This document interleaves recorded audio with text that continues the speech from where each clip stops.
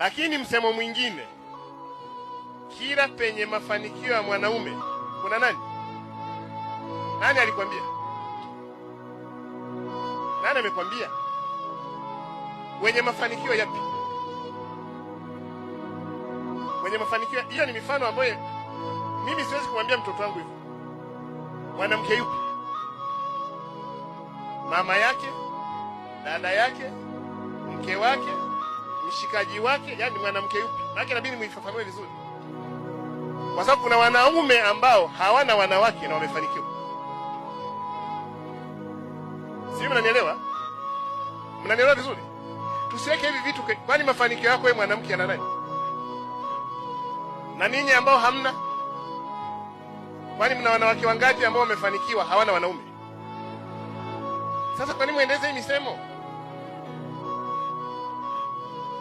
Kwenye mafanikio ya mtu zipo juhudi kubwa zimefanyika. Kupo kujitoa kukubwa kuliko fanyika. Ndio maana ukakaa wewe na mume wako na mkafo wote mko masikini. Sio, mnanielewa?